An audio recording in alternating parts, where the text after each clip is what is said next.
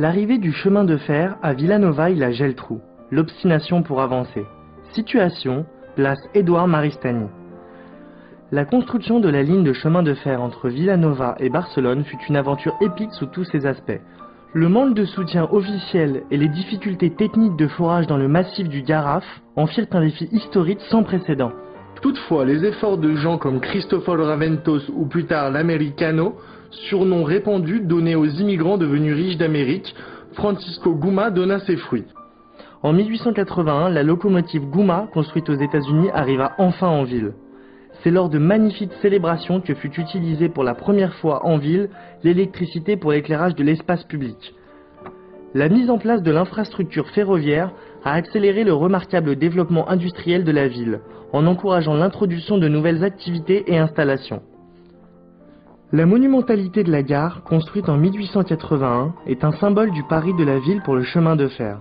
Le bâtiment est de style néoclassique. L'usage de fonte, qui sert à la couverture du quai, ainsi qu'aux piliers intérieurs et extérieurs, est particulièrement intéressant. Conçue par Cels Zaurado, cette gare fut sans doute la plus emblématique de la ligne. On affirmait même que les gens se rendaient en ville expressément pour la contempler. À la sortie de la gare, nous trouvons en place d'honneur, à Édouard Maristany Gibert, cet ingénieur édifia la gare de France à Barcelone pour la compagnie de chemin de fer MZA, Madrid, Saragosse, Alicante, société dont il fut également le directeur. Au centre se trouve le monument dédié au promoteur du chemin de fer, conçu par Ramon Padró, avec des sculptures de Joan Roig, l'auteur de la célèbre Dame au parapluie située dans le parc de la Ciutadella à Barcelone. Cette représentation féminine de la Catalogne est le symbole de l'arrivée du train à Vilanova i la Geltrú. C'est pour cela qu'elle est tournée vers la ville et non vers la gare.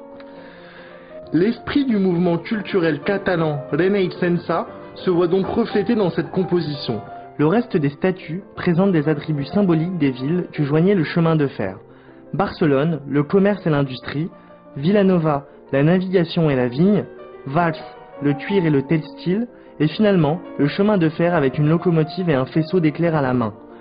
Les blasons du socle correspondent aux municipalités que traversait la ligne, ceux de la base aux 4 villes cubaines qui participaient financièrement au projet, La Habana, Matanzas, Cienfuegos et Cardenas.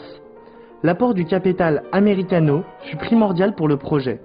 Finalement, les médaillons de marbre représentent les instigateurs du projet, Francesc Guma, principal promoteur, Víctor Balaguer et Joan Torrens, et aussi l'Americano Pau Soler. Cette pièce est le plus ancien monument du pays dédié au chemin de fer. Nous continuons la visite par la rue Víctor Balaguer, où nous trouvons la bibliothèque musée du même nom.